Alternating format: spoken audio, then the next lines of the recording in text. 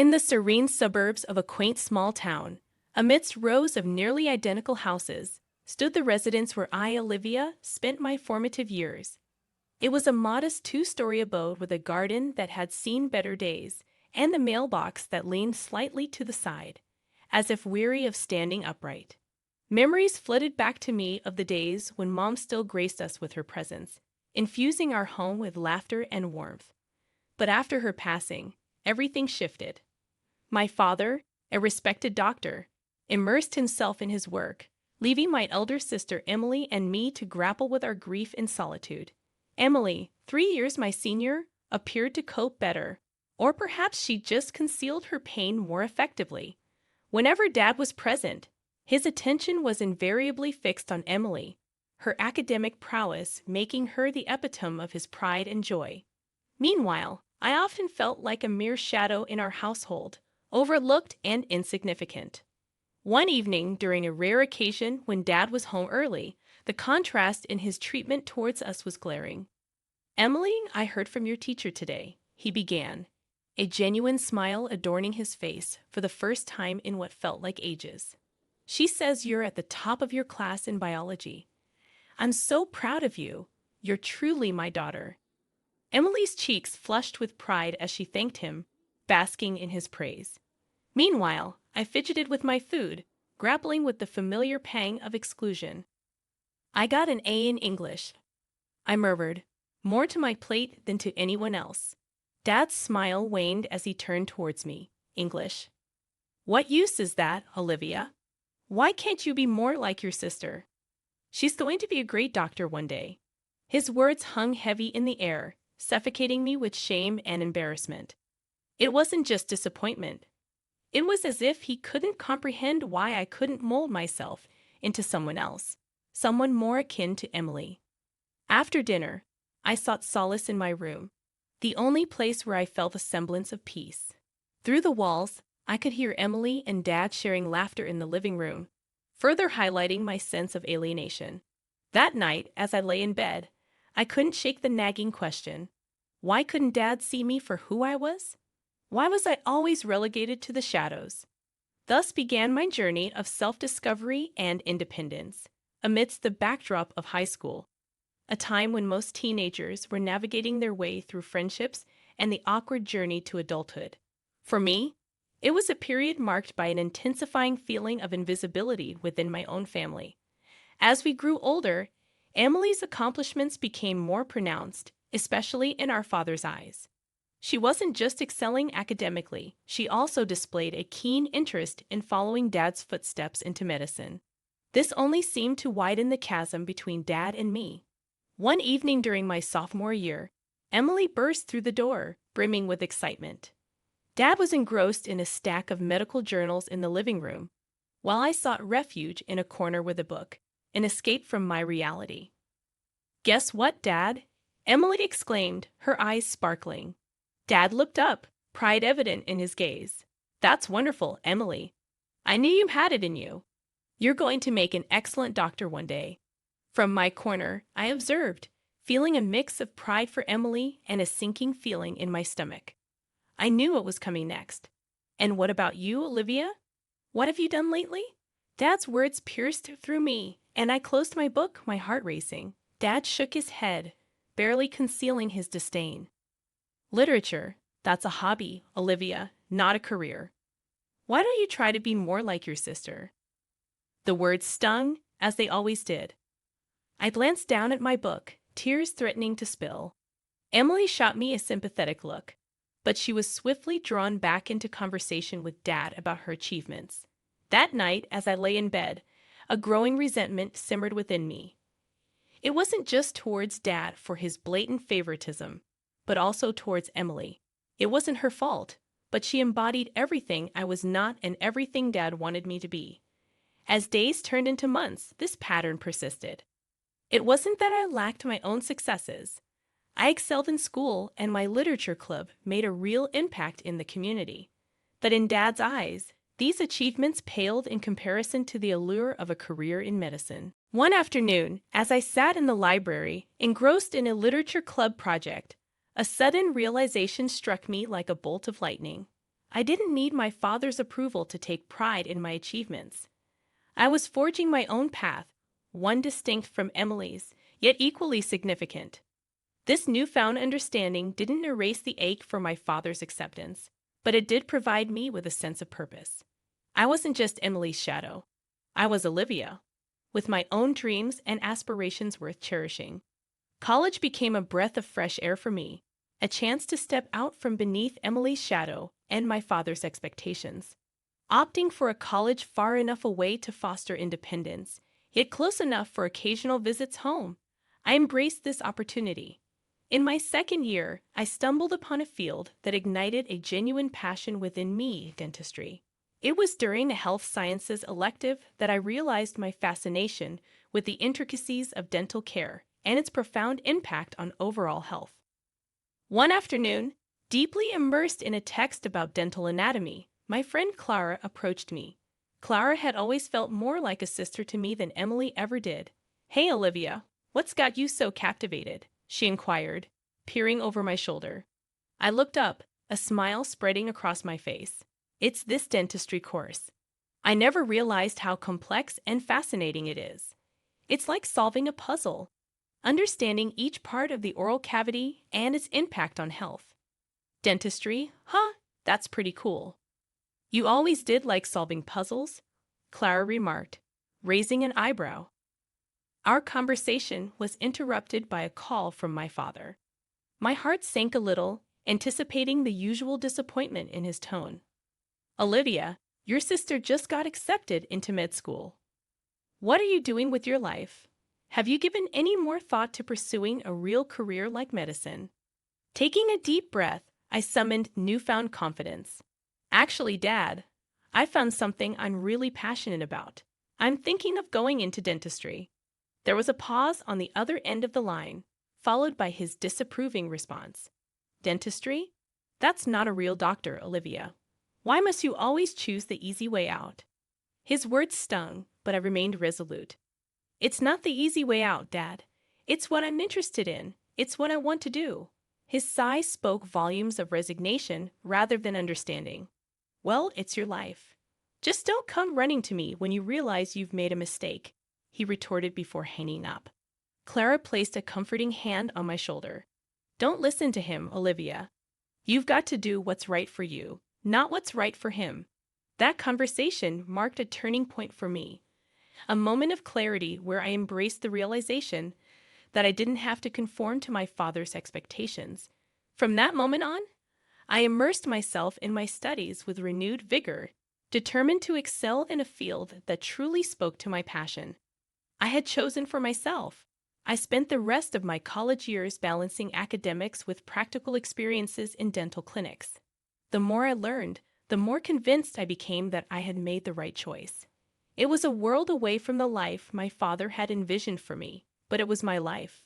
And I was determined to live it on my own terms. As college came to an end, I felt a mix of excitement and apprehension about the future.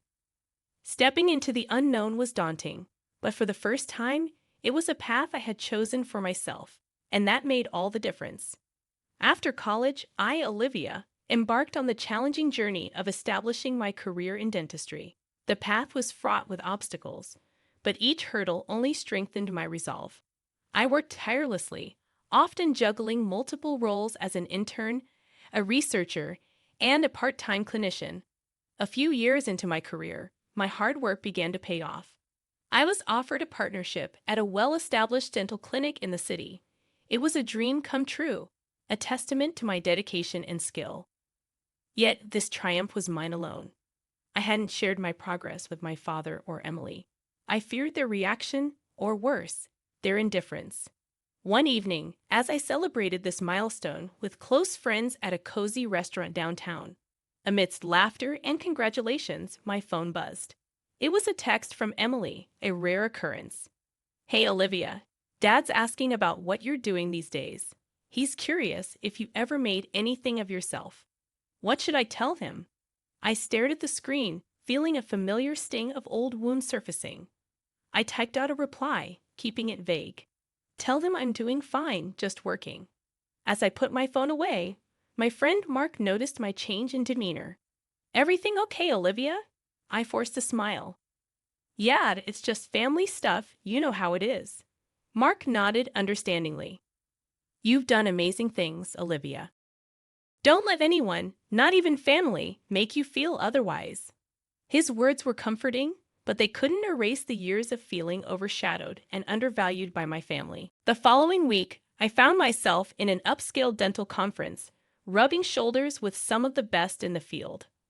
I was presenting a paper I had co-authored on innovative dental prosthetics, a significant achievement in my career. As I walked off the stage to a round of applause, my phone rang. Olivia, Emily told me you're just working. Why don't you take your career seriously? You know it's not too late to consider medical school. Dad's voice rang out, pulling me back to reality, especially after the high of my successful presentation.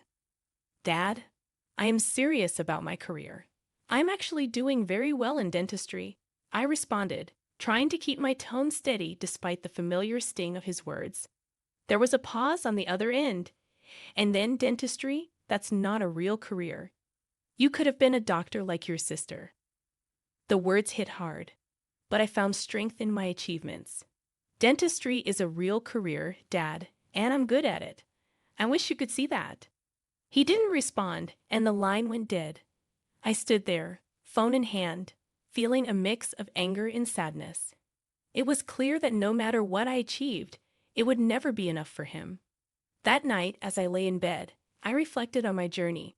I had built a successful career, one that I was proud of, but I had done it without the support of my family. It was a bittersweet realization.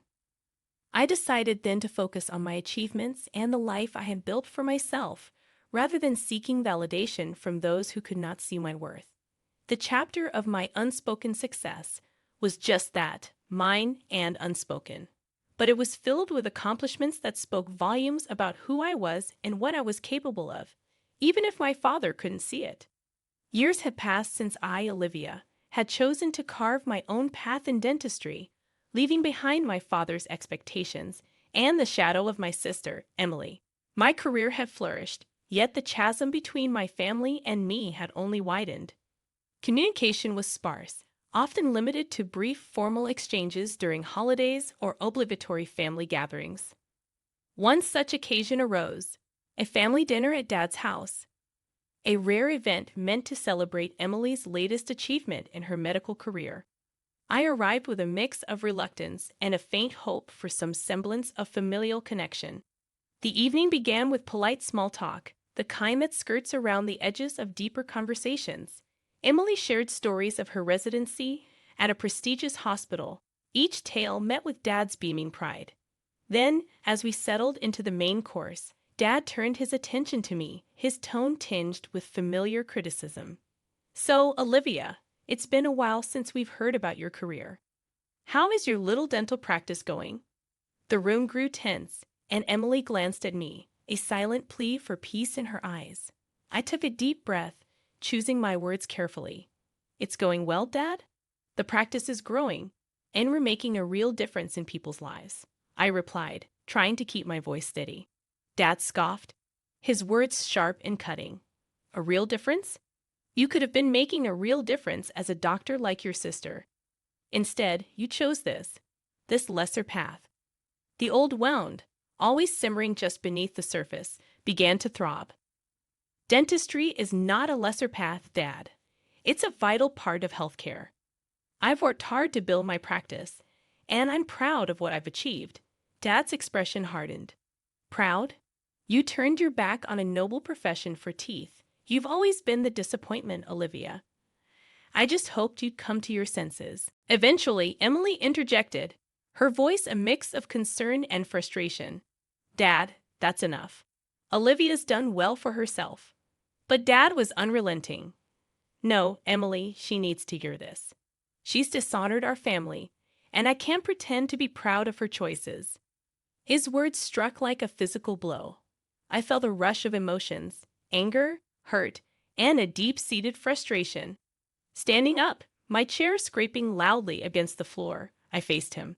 Dishonored the family because I chose a different career. No, Dad. The only dishonor here is your inability to see and respect your own daughter's choices, I retorted, my voice firm. The room fell silent. Dad's face reddened, his anger palpable. If you can't respect my wishes, then you can leave my house. I won't have such disrespect at my table. Without a word, I turned and left, the sound of my footsteps echoing in the tense air. Emily called out, but I didn't stop. The finality of the moment hung heavily around me. Outside, under the cold night sky, I felt a mixture of liberation and deep sadness. The confrontation had been brewing for years, and now it had erupted, leaving a gaping rift between me and my family.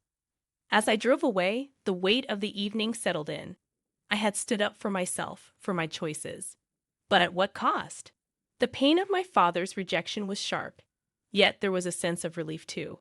I had finally spoken my truth, and in doing so, I had freed myself from the burden of his expectations. The chapter closed on a bittersweet note, marking the end of my struggle for my father's approval and the beginning of a new chapter, one where I could fully embrace my own identity, independent of my family's shadow. The confrontation at my father's house left me, Olivia, in a state of emotional turmoil. The drive home was a blur, my mind replaying the harsh words and the final painful severance of my familial ties. The house I returned to was quiet, a stark contrast to the storm of emotions raging within me. The next morning, I was scheduled to attend an important dental conference.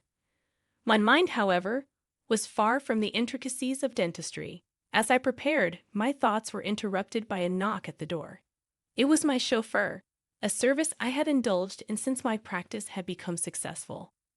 "Good morning, Mrs. Olivia. The car is ready," he said with a polite smile. I nodded, offering a faint smile in return. The luxury car, a symbol of my hard-earned success, suddenly felt like an empty consolation. The conference was a whirlwind of presentations and networking, but my heart wasn't in it. My encounter with my father had left a deep scar, and I couldn't shake off the feeling of rejection. As the day drew to a close, I decided to make a stop at my parents' house. A part of me yearned for closure, for some sign of reconciliation. I arrived to find my father in the garden, tending to the flowers that had been my mother's pride. He looked up, surprise etched on his face. "Olivia, what are you doing here?" he asked. I took a deep breath, the words flowing out. "I came to say that I'm sorry for last night, but I'm not sorry for my choices. I've built a successful practice, Dad. I help people every day, and I'm good at what I do." He put down his gardening tools, wiping his hands on his apron. "I saw your car, Olivia. How did you afford something like that? You said your practice was just doing fine." The question stung, but I stood my ground. Yes, it's more than fine. I've worked hard, and I've made a good life for myself. A life I chose, not the one you wanted for me. Dad's expression softened slightly. "I just wanted the best for you, Olivia. I thought following in my footsteps was that best, but it wasn't. Dad, it was never what I wanted. I found my own way, and I'm happy with it. I just wish you could be happy for me too," I replied, feeling a mix of relief and apprehension. He looked away, a mix of emotions crossing his face. "I don't understand your choices, Olivia, but maybe I don't have to. It's your life after all." It wasn't a complete acceptance, but it was a start. I nodded, feeling a weight lift off my shoulders. "Thank you, Dad. That's all I ever wanted." As I drove away, I felt a sense of closure. The confrontation and subsequent conversation marked a turning point in my relationship with my father. It was a tentative step towards understanding and perhaps acceptance. The chapter ended with me looking towards the future, ready to embrace whatever came my way. The path I had chosen wasn't easy, but it was mine. And for the first time, I felt truly at peace with it. The resolution with my father marked a pivotal change in my life. The past, with its shadows of neglect and misunderstanding, had given way to a present filled with possibilities and a future unburdened by the need for approval. I, Olivia, stood at the threshold of a new chapter, one where my identity and achievements were defined by my own standards. As I settled into this newfound sense of self, my dental practice continued to thrive. I had built a reputation not just for excellence in dentistry, but also for a compassionate approach to patient care. My clinic became a place where people didn't just come for dental work, but for the warmth and understanding we offered. One day, as I was closing up the clinic, my receptionist, Anna, approached me. "Olivia, there's someone here to see you. Says it's important." Curious, I walked to the lobby and was surprised to see Emily standing there, looking a bit hesitant. "Emily, what are you doing here?" I asked, genuinely surprised. She took a deep breath. "I wanted to talk to you, Olivia. After what happened with Dad, I realized I haven't been the sister I should have been to you." Her words were unexpected, and I motioned for her to sit down in the waiting area. "It's been a long time since we really talked, Emily." "I know, and I'm sorry. I got so caught up in Dad's expectations and my career. I never stopped to see how amazing you were doing on your own," she admitted. I nodded, a mix of emotions swirling within me. "Thank you, Emily. It was an easy feeling like I was always in your shadow, always failing to meet Dad's expectations." "I know, and I wish I had seen it sooner. But I'm here now, Olivia. I want to be a part of your life, if you'll let me," she said earnestly. Her words were a balm to the years of distance and misunderstandings. "I'd like that, Emily. I really would." From that day forward, Emily and I began rebuilding our relationship. It was a process with its ups and downs, but it was grounded in a newfound respect and understanding for each other's choices. As my personal life found its harmony, my professional life soared to new heights. I was invited to speak at dental conferences, sharing my insights and innovations in the field. My practice expanded, and I began mentoring young dentists, passing on the lessons I had learned on my journey.